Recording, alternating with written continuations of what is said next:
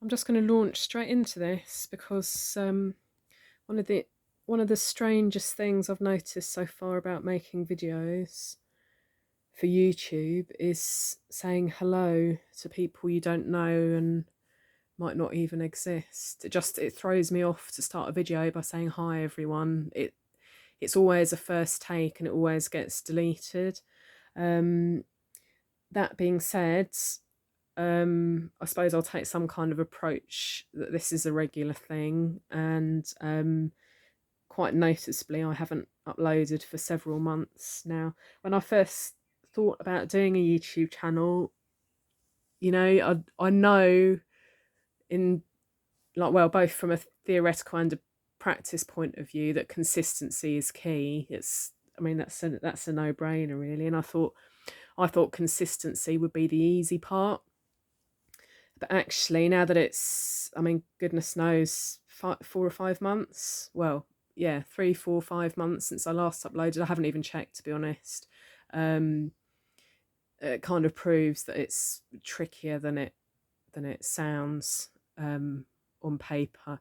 I won't bore you with a lot of excuses, but it's work and health, that terrible combination of things that don't always go as one would wish. So yeah, I've got the house to myself today, which makes it easier, because another thing that throws me off about YouTube is making YouTube videos when there's someone else in the house on the other side of the door. Or out the other side of the window in the garden or something. That throws me off and makes me super self-conscious. So although I know I've got to get used to that, and that's part of the reason for doing this, is to try and become a wee bit more articulate than I am currently. But I'll tell you something, I know how long it's, roughly how long it's been, because the plan for my next video was to show you not things that I'd spent my money on, but things that I was given for Christmas. And I put them aside in a bag in my room, and they've been sitting there in that bag in my room ever since Christmas, because I didn't want to unpack them and start using them before doing the YouTube video, which is insane because it's now May. I've taken them out of the bag anyway, and a couple of them have been used and a couple of them aren't in this video, but I'll show you anyway. Yeah, as I've mentioned before, I moved out of a city to the country in Scotland, and one of the things that I've been talking about doing for years is taking up fishing. It really appeals to me, the sitting on my own by a riverbank and just staring out in front of me, waiting for something to, it's almost non-participatory. Apologies for that comment to any fishermen watching, but you can go and stand in the middle of the river in your waders and make it very participatory indeed, and you can do deep sea fishing and wrestle them onto the deck. But what I want to do is have a flask of coffee and sit on a riverbank and not really be bothered whether I catch anything or not. But another thing that I wanted to do was to make my own fishing rods and equipment. I'm very low tech. I'm quite interested in history, experimental archaeology. Not that I do experimental archaeology, but I'm interested in reading about people who do. And I know from having been into the kind of fishing warehouse stores that people spend so much money on this kind of stuff. It can really, if you wanted to, you can spend a small fortune on getting equipped. My thought is that's not what the medieval peasant did in 1328. He went out and he took a branch off a bendy bush, and he had some kind of line with him, and he had a bent pin, and he dug up a worm and he fished for his supper. So that's kind of my intent. But anyway, a couple of people in my family know that I've been ranting about this whole fishing thing, and I'm going to catch a lovely trout just using a branch and a pin. And so yeah, they kind of challenged me to that. The other thing I want to do is make my own flies, and again, they're not going to be as great as this, but you know, I've caught a trout with a daisy before. Actually, it was at a fishery, but it can be done. I'm not sure that they're as fussy as everybody makes out they are, but I anticipate being corrected on that when I get out to the riverbank. Anyway, this is it's kind of a calendar of when beetles are out and about, and flies, and what would actually be landing in around the water, and what fish might be able to eat.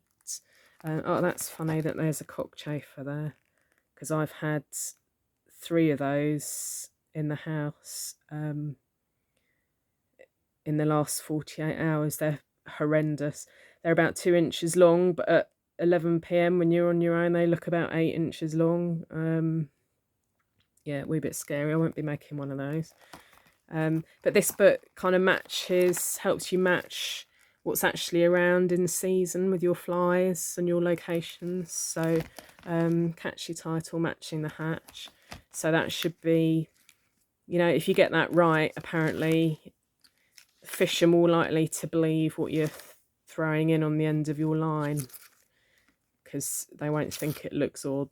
And it's a good way to learn about seasonality of our invertebrate chums as well. I think flies are really artistic.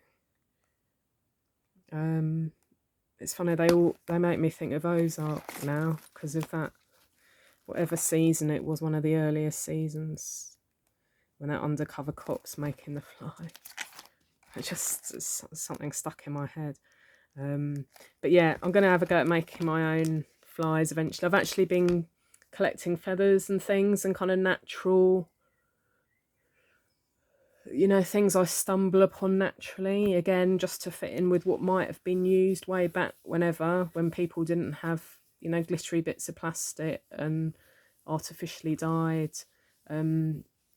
cotton and feathers and all that kind of thing that you can get in the fishing shops now.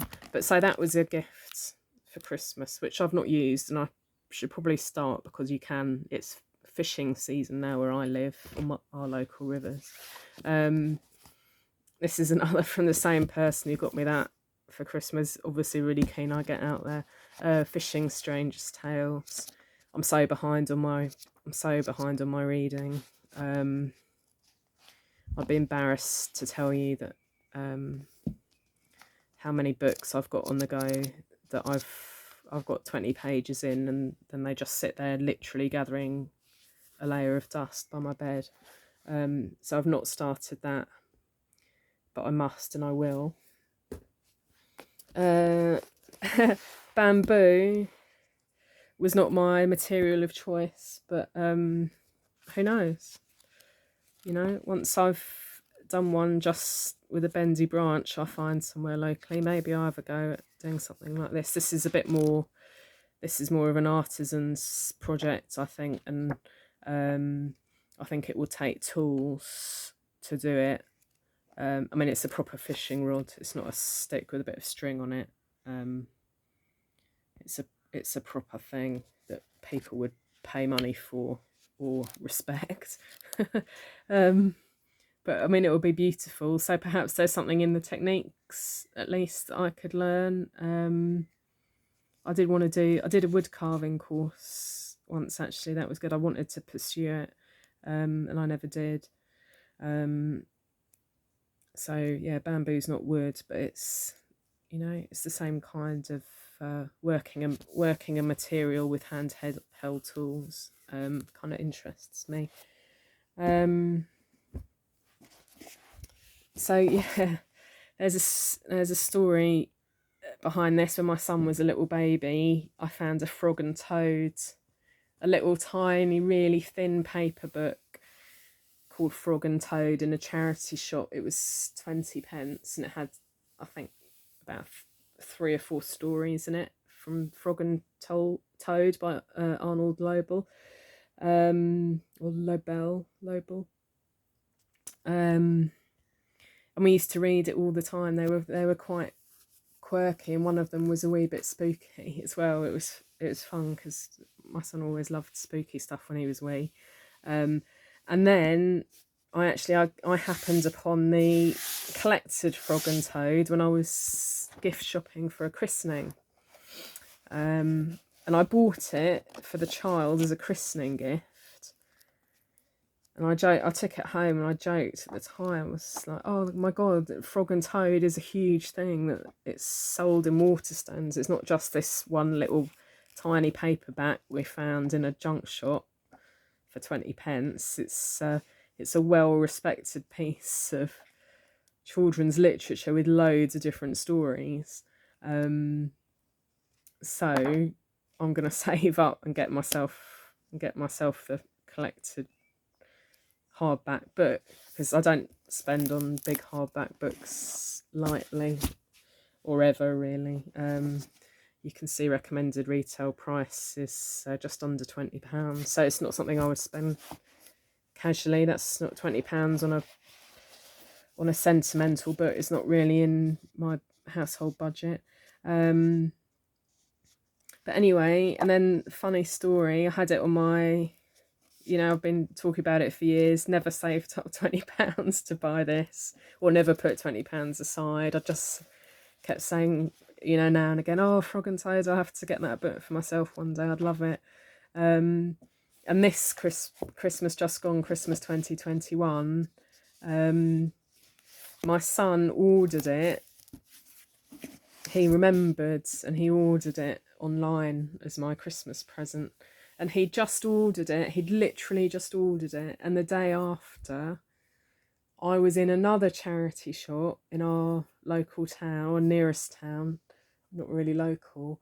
And I found this very hardback Frog and Toad in the charity shop for, I think, like £2 or something. And I bought it, and I immediately texted a photo of it to my son. I said, look, I found bloody Frog and Toad after all this time. The same book, the book that I wanted. And he was like, oh my God. And he'd literally just ordered it for me, which is ridiculous coincidence. So his order came through the post and he wrapped it up. He didn't tell me. He wrapped it up for Christmas and gave it to me anyway with my other gifts. And he said he'd been so pissed off because he knew that he'd got a present right, that he got something that I'd love. And then I went and found it, the very next day. But I'm really glad he did, because I'd been so quick to pick up the one in the charity shop that I hadn't even noticed that it was torn inside.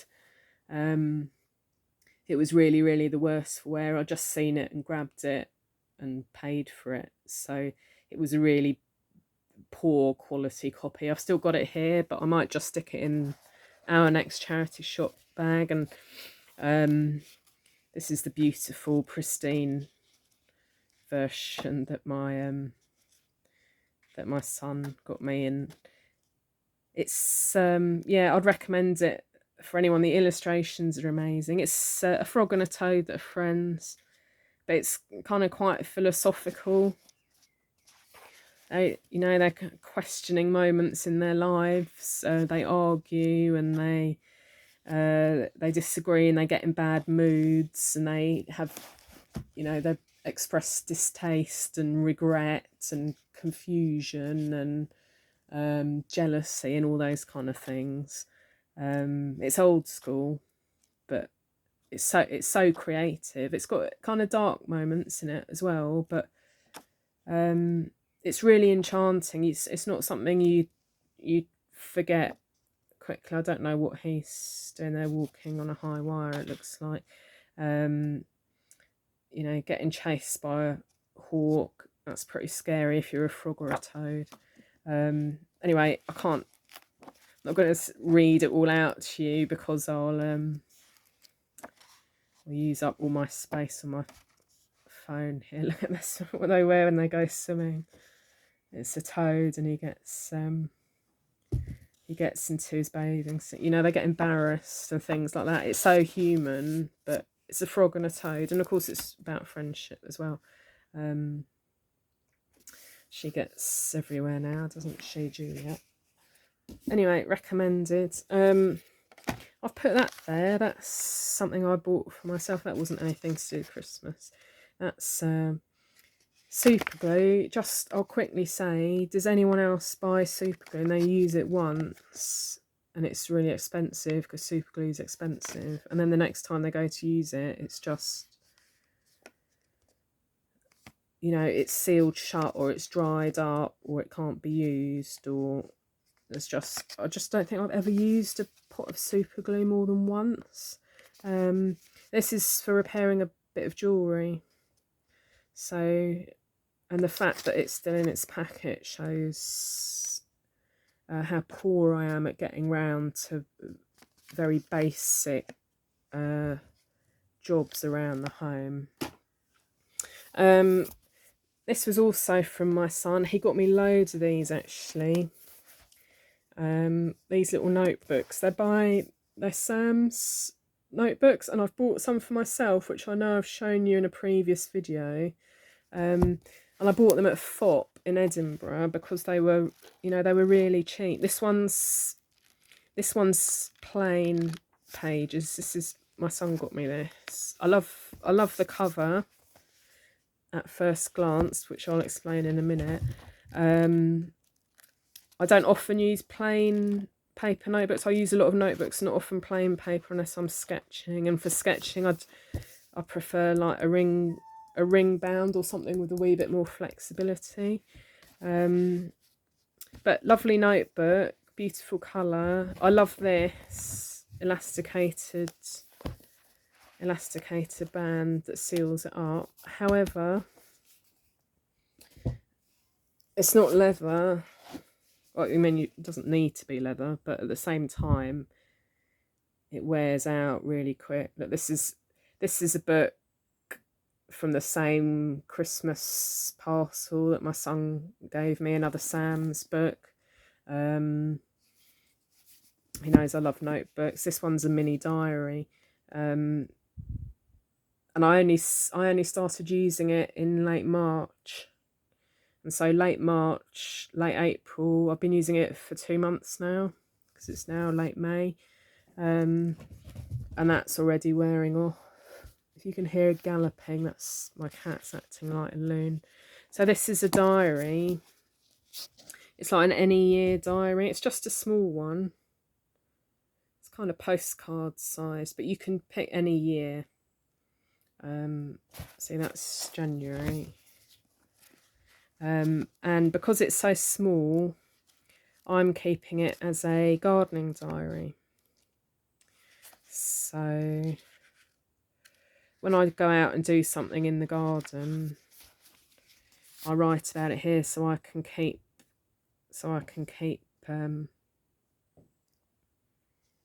track of what I'm doing. I thought it would be interesting to look back on a year's time when hopefully I've learned a lot more about gardening, because I'm a absolute beginner, but maybe I'll learn from this year. Brussels sprout seedlings looking good, 4 so far. But I've listed some of my failings as well. 1 chilli plant and 1 tomato plant. You know, so I've been writing that, and I started writing that in March.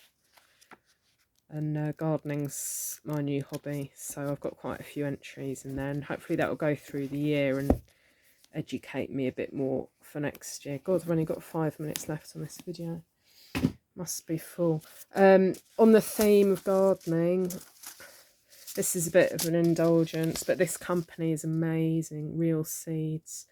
Look at this. Magenta Spreen Giant Goosefoot. Who wouldn't want to plant that? I don't even know what that is anymore. Oh, it's greens. I've planted loads of them. This is from Real Seed. They're so helpful. Really good price. Really unusual things. This is a purple carrot. Just bought it because it's purple. Another carrot with a fun name. I've planted loads of stuff already. I mean, look at this one. This I've planted, which is why it's open like that. Blue banana winter squash. I just planted that yesterday. That's going to be amazing. A green wave mustard greens. Plant after midsummer, so I've not done anything with that. I'll leave that for now. What's this one? Blue Hungarian winter squash. Interestingly, because last packet of seeds I bought from them, I got black Hungarian chili, which I've had a few of those come up. They seem to be growing very slowly, and I planted them quite late. Chilies are meant to be planted earlier in the year because they take a while to get going, I think. But the chilies are coming up. And a Swartz Hubbard winter squash. Those are all my squashes and carrots. Oh, what on earth? Minutina herba stella buckshorn plantain. I mean, wow. You'd grow that, wouldn't you, without knowing what it was. I don't have a polytunnel. I've got a little plastic greenhouse which does the job. This is some of the earlier ones. We've got garlic chives we've got going. Lemon drop citrus pepper, we've had a few come up. A watermelon, optimistic. The thing with real seeds, oh, forget me not, I'm doing some flowers as well for the pollinators. That's from my last batch. The thing with real seeds is that some of these sound really exotic, and they're from all around the world. We've got Indian cucumbers. A lot of these squashes are American, or from the Americas, but they do test all their seeds, and they test them in the UK. So yeah, hopefully not everything's going to work. And we're in a very particular part of Scotland. It's windy, very damp, really poor soil. More on that another time. But you know, real seeds do the best they can, all things being equal. I'll have to talk about him another time because I'm literally down to my last minute. But that was something I bought for myself. But just because I don't want to spend the next video talking about Christmas, this is something else that my son got me because I'm a massive fan of Nigel Slater's books. Now, a good cookbook for me is one that you can just kind of sit in an armchair under a blanket with and read it like a novel and really disappear into it. Oh God, I mean, I just love looking through and looking for pictures of his plates and mugs and his pans and his tables and what he's doing in his pantry and things, you know, just for the aesthetics as much as anything else. But it's very much a story. He very much tells a story of eating, of making and thinking and eating. And that's what I love about Nigel Slater. I'm a huge fan anyway, and he's just so readable. I do much more reading of his recipes than I do actually cooking them, but I've cooked a lot of them and they're brilliant from other books. But this is his most recent one, and it was the one that my son got me for Christmas. And you get your money's worth, you know. Look, that keeps you going for a whole year. So I'm about to run out of time, so I'll leave it with Nigel Slater, but highly recommend for any cooks. And I'll talk about the Hoover in another video.